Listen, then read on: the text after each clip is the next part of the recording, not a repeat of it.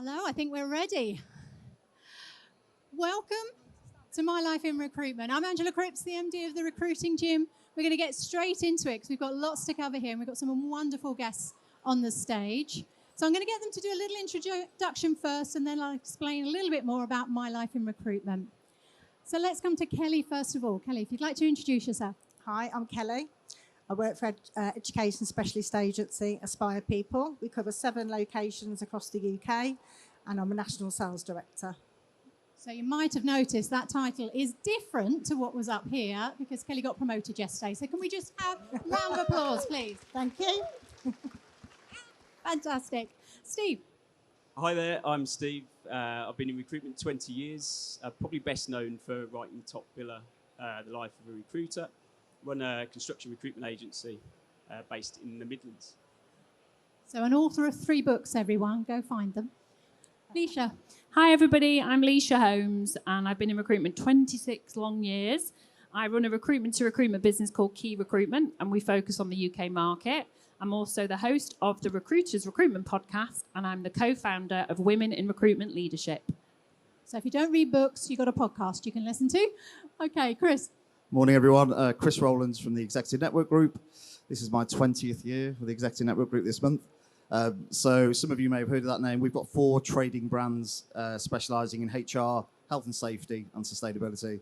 The construction equipment market globally, which is interesting, and a manufacturing technical engineering recruitment business. So the gentlemen are actually the babies of the bunch here with 20 years. Kelly, how many years? 25. 25. I'm 35. This is what I'm not 35. Who am I kidding? I'm 35 years in recruitment. She was like, blimey. She's had a long paper round. Right. My Life in Recruitment is about people with 20 years plus in the recruitment industry sharing their knowledge, sharing their experiences, and especially the good, the bad, and the ugly of our industry. And that's what we're going to tackle today. And then we'll have time at the end for some questions for you. So this is already a webinar. There's about 25 interviews on there. If you saw Greg Savage this morning, he's one of the first ones. So go find the Recruiting Gym on YouTube and you'll see all of the interviews there from previous people. But we did this live in March at the Excel and it went down really well. We didn't have time for all the questions, so we will be here afterwards if you've got more questions you didn't get to answer. But I will be there with a roving mic as we get to that part. So let's get started with the good then. So we're coming to Lysha first. What's the good about our industry? It really depends on which day you ask me. But as a huge advocate for what I think is a life-changing industry, I think there are 3 main reasons I think that recruitment is good. And the first is actually the human element. For me, recruitment is about connecting humans to humans. And if we worry about what AI and automation is going to do, if at the heart of every single interaction, you think about the human being that you're dealing with, whether that's your candidate, your colleague, your client. It's just the most rewarding career to be able to take somebody on a journey. And having, reflected before doing this panel today, I thought about what's made me successful and endured. And it's because I'm genuinely interested in the human being that I'm engaging with. I'm taking them on that journey. And what's beautiful is that you can create a peer-style community from that, because that person that you placed at the start of their career will eventually become your client. So for me, the human-to-human element is what's great, not just good. I think we can't answer that question without saying meritocracy, right? Ultimately, there are very few careers that will reward you financially and from a career progression perspective in the way that recruitment can. And I think to truly embody what meritocracy is, we're all sat here now, it embodies everything that recruitment is great about.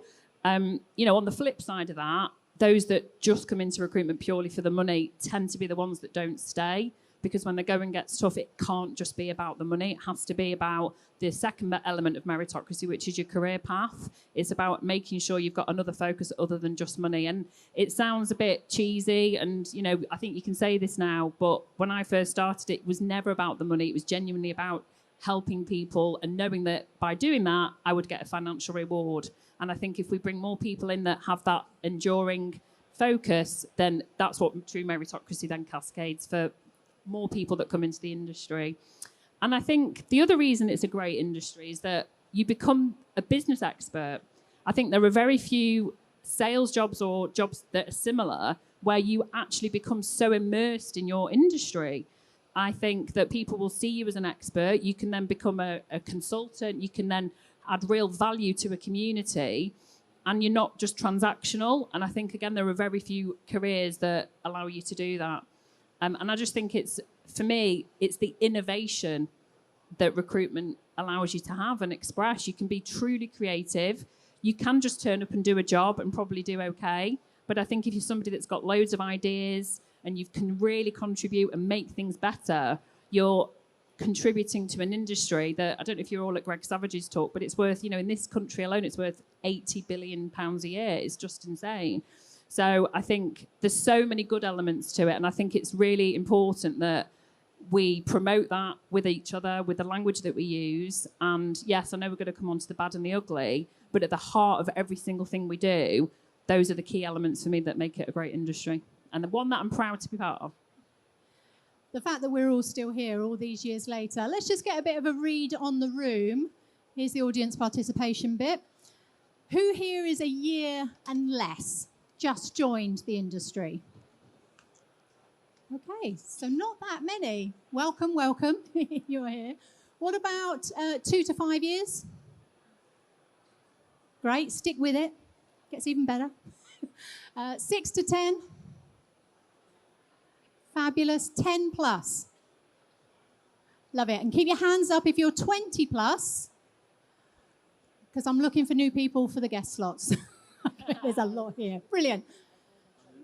This industry is whatever you want it to be. And we're here to share information. As part of our onboarding course that we do, we write out career plans for you. And even a small company of 5, as Lysha says, it's up to you what you want it to make. We have 13 different levels that you could take just from a group of 5 for your career path. So it's such a fabulous industry because you get to create what you want. And I think the people up here are actually a testament to that. Oh, I don't want to go to it, but we will. What's the bad then, Steve? Hi there.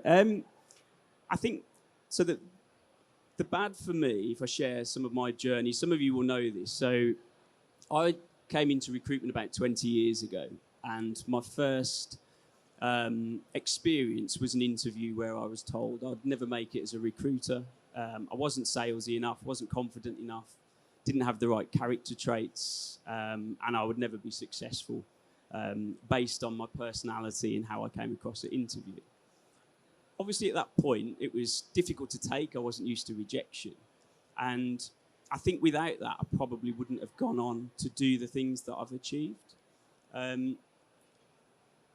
I owe a lot to actually someone who's sat in front of me, Dale Shoker, who's sat at the back, not to embarrass him, but he gave me the opportunity 20 years ago at Hayes to actually show and prove the doubters wrong. And I think from that point onwards, I've kind of set about a task to prove the doubters wrong on the basis that recruitment is a consultative service. It's about offering a good service to clients and candidates and actually just delivering on what you set out to deliver. And I think at the time when I used to ask clients and candidates, what's the recruitment service you've received? A lot of it was poor service. It was things like consultants would turn up for meetings and you'd never hear from them again. They'd send CVs that weren't relevant to the jobs that they'd discussed. So I just set about doing the basics and actually delivering on service and being consultative, knowledgeable. But also at the same time, you're there as almost like a sounding board, and you are the person that is the expert in what you do. And if you don't portray that to your client and candidates, you don't have the difficult conversations. You don't tell them when what they're asking for isn't something that you can provide. And I suppose above all else, you don't promise and under-deliver. You go out there and deliver that service to the best of your ability. And I think that's kind of held me in good stead over the 20 years. Not to plug Top Biller, but one of the best things that have come out of Top Biller is the private messages that I get from individuals that have felt empowered to then actually be who they are, be consultative, not be that kind of high-fiving, gong ringing or bell ringing consultant that feels like they need to be the loudest person in the room. Actually, you can be the quiet, diligent person that sits at the back and just focuses on delivering a quality service. Thank you, Steve. And I'm looking out the room and I'm seeing all the diversity that's there. And I think that is one of the big things that has changed over the last 10, 15 years, that we are open to people. I always recruited salesy people, so I would have missed out on Steve. So opening your eyes and realizing that, yeah, who is it that you haven't got in your team? We don't want a load of clones. We want as much diversity as possible. Seeing you there. Okay. Sorry, Chris. Ugly? Yeah, Angela was quite insistent that I cover ugly. I was slightly offended, although accurate. I'm going to make this personal because I think everyone knows the ugly truths of recruitment and how difficult it can be. But I'm going to take it right back to my perceptions of recruitment before I got into it, which is pretty ugly, to be honest. I grew up in North Wales. I'd never heard of recruitment. I went to uni. I'd never heard of recruitment. I joined a grad scheme in the energy utility sector. Never heard of recruitment. And then a chap who was on the grad scheme with me left and joined a recruitment company. I was a bit disillusioned with the grad scheme, and he said, "You should give this a go. You'd love it." And frankly, I didn't like what I saw. I thought, why did I go to uni to do this job? And I'm just being brutally honest here. That was my perception of it. And probably the first 6 months in the industry, I sort of looked around me at people come in and just kind of, hammer the phones. And I questioned many times in many days, whether it was the right move for me. The sunshine comes now to say that it was absolutely the right move. I have used the degree. It was an economics degree, so now running a business, I definitely get to use that. And it is such a fulfilling job. I get up every day, and I think the earlier comments absolutely spot on. You kind of create your own destiny in this industry, and you kind of create your own energy and momentum every day. I'm surrounded by a brilliant team at Executive Network Group. We've got 35. We work at sort of mid to senior level. Most of our work's retained, and the level of partnership we have with our clients and the depth that we get to work with our clients is fantastic. So it was an ugly start. Some would say it's still looking ugly, but from a personal perspective, it's been the best decision I ever made. Well, we would certainly all agree with that. Hopefully you would as well. The fact that you're here, we do have a bad perception. It's still there. 35 years later, it's up to us to make a difference with that and the way that we act and the way that we are, and having integrity in everything that we do. So for the good, the bad and the ugly, hopefully you can take a snippet from each of those and maybe think about you and your career and what you're trying to achieve. One of the amazing bits about My Life in Recruitment is we get to ask these people, what's the one piece of advice that you would like to pass on? Greg Savage was, don't drink too much. That was his first answer. He did move on from there. But these people have been in it a long time. So either it's what they would have liked someone to have told them right at the beginning, or maybe it's what they'd like to share with you now so that you have the chance to learn about that. So I'm going to come to Kelly first. What would be your piece of advice? My piece of advice would be the characters you're going to come across. So you're going to come across many characters. Steve was obviously a silent assassin, as I call them. They just sit there doing the job, don't look up and let their results do the talking. You will come across egos. I'm sure if you're running recruitment businesses, you're running recruitment teams, you've got an ego, put your hand up if you've got an ego in the team, or maybe a couple. Or if they're here with you, don't bother. So egos. You'll also come across what you call genuine people. You don't come across many genuine people in recruitment. So I just think try and understand how people are feeling. So no one's a robot. We do think that sometimes people are machines in recruitment, but we're not robots, and we are all people. So if someone's having a bad day, because you can have a bad day, you can have a good day, you can have an exceptional day. But I do think just remember, take a step back and think, what's that person feeling at this moment in time? That would be the advice. Just think about the human element, which loops into what Lysha was saying. Okay. Thank you. So there was hardly any hands up there with regards to the silent assassin, as you call them. We all thought of something else as she said that, didn't we? I saw Mitch at the back there. Has he gone? Hands up. If you need help with your advertising to find those people, then do that. Joe Major down the front here, stick your hand up as well. again, if you need some diversity in your teams, possibly. So there are people in the industry that will really help you with that. Seek them out, find out, and if you can't find them, ask me, and I'll pass you on to people. Okay, Steve, what's your piece of advice? My best lesson, I would say, was about 10 years ago. I'd got us involved with a big client, big preferred supply list. The documents came in. I'd sent them across to a lady that we had that effectively filled out these forms a couple of weeks before the deadline. The day before, I chased it up and was told that it hadn't been done, wasn't going to be completed on time, and we weren't going to make the deadline. I obviously wasn't too happy, kind of said what I thought, and then was hauled into a directors meeting who basically flipped it and said, this whole thing is 100% your fault. And actually at the time, albeit I didn't agree in the meeting, I was still quite annoyed. But actually that shaped probably the next 10 years. And if you take things as 100% your fault and start to own and be accountable for the whole process, and then look back at what you should have done and what you could have done, actually it means you're more secure in the process that you conduct. And for me, that's the biggest, or one of my biggest lessons. Yeah, we're dealing with people, aren't we? So they're going to do weird and wonderful things. We know that. They won't always do what they're meant to do. But controlling the process is one of the critical things of being a good recruiter. So that was a lesson that I learned very early on as well. You have to look back at it. If anything goes wrong, okay, what didn't I do? What could I have done that would have made a difference to this? And usually it's a communication issue. It's usually a phone call that didn't happen, or sharing that bit of bad news or good news, or asking that difficult question because you just didn't really want to know. So if you need help with that, obviously we're a training company. We'll help you with that. Okay. Lysha?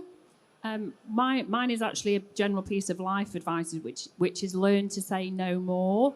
And that means learn to say no to bad business. Walk away from that client that, drags out interview processes, that hasn't got an inclusive hiring policy, that doesn't pay your fees on time, that tries to backdoor you, that tries to, lowball on an offer.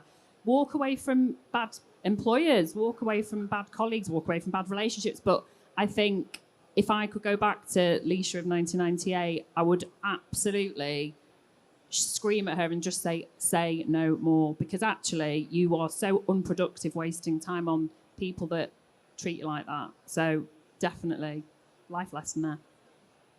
I'm going to ask the group here. Yeah, you got something to add to that, Chris?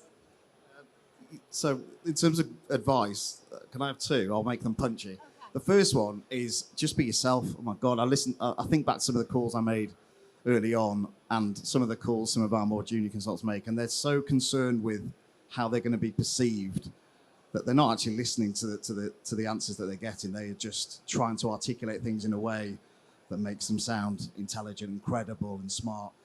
Just don't do that, right? People will buy into you because of your knowledge and your credibility and your understanding, not because of the silly accent that I put on 20 years ago. So that's what I won't do it for you. It's embarrassing. The second one is more operational. It's just evidence. Like, there's so much data there that we gain through recruitment processes. Just evidence it to your clients. It's not to say, look how hard I'm working here for you, but actually there's so much rich evidence and so much rich information that we gain through recruitment processes that we never share with clients. And we do that now through post-project reports, and they're not difficult to put together, but clients absolutely love them because you're giving them insight into things that you might assume they know, but they definitely don't. So that's the more operational one, if you like, but drop the silly accent is the first one. Seeing lots of nods in there, especially as well for the walk away. We've all done that, haven't we? And not walked away and then realised we should have done. But be yourself.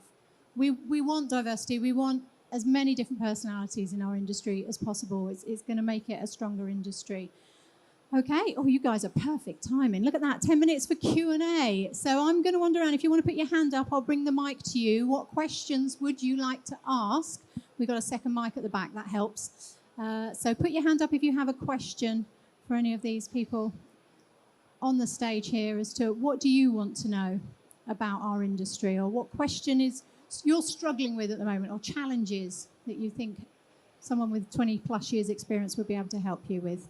Okay, I'm going to come down. Come on, you recruiters. Looking at me, I knew you'd be there.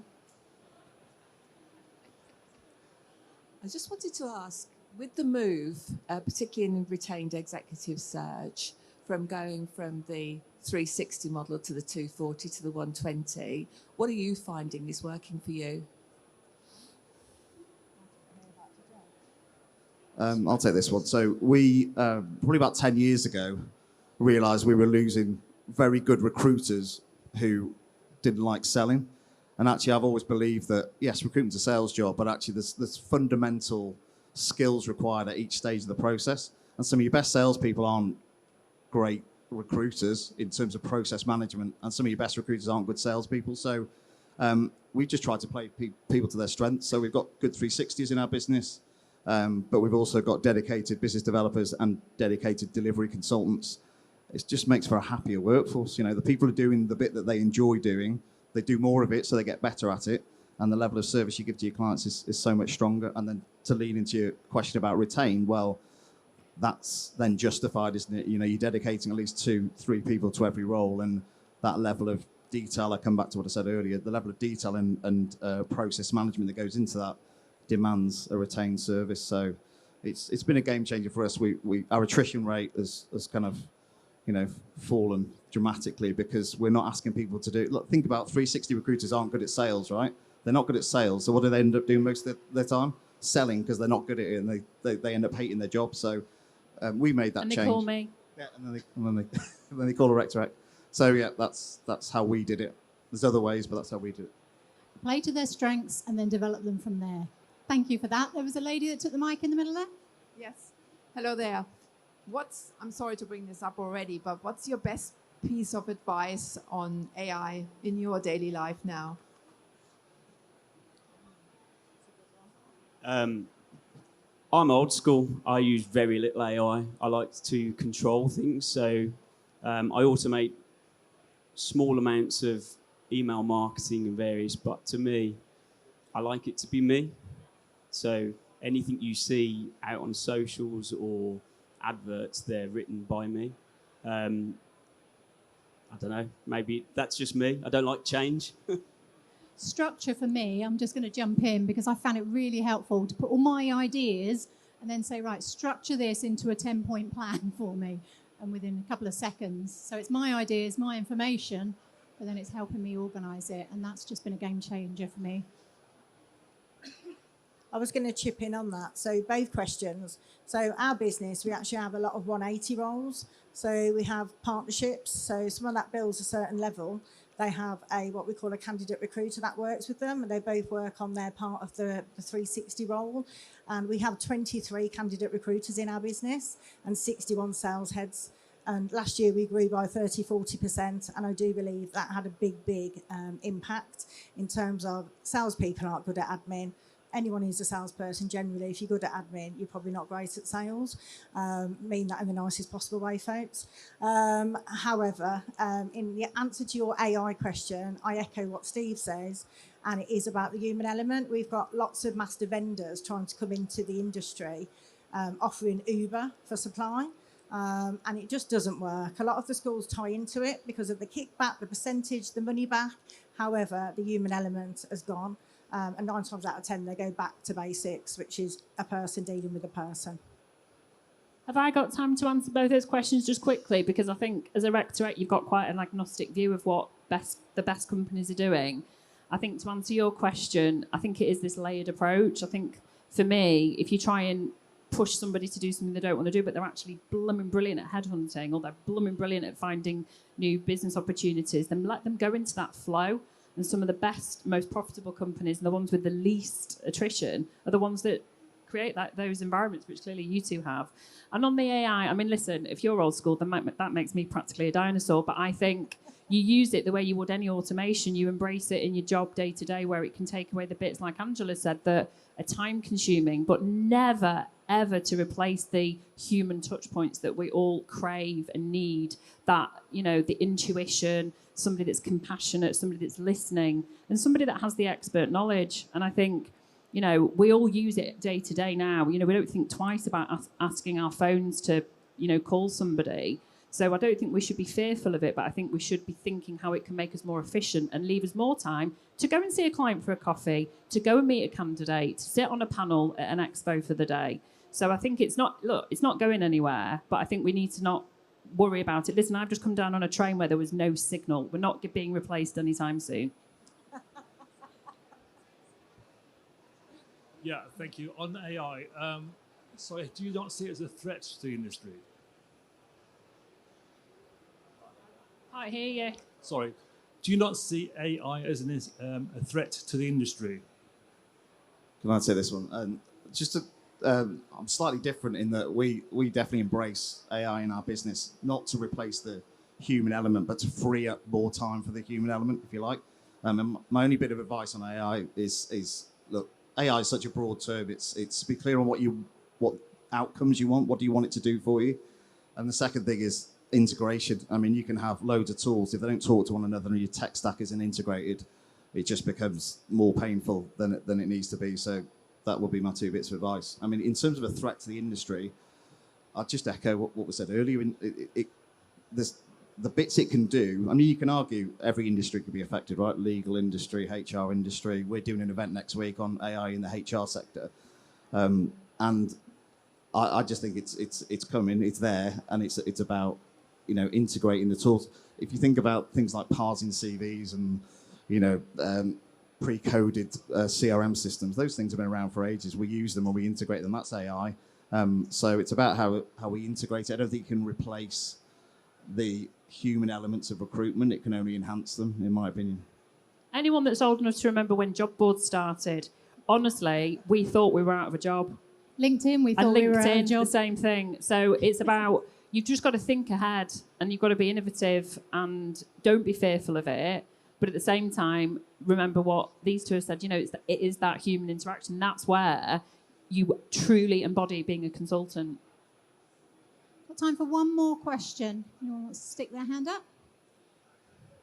If not, I'm going to give you time to go back and have a coffee. So thank you to my wonderful guests, Kelly and her promotion. Round of applause, please.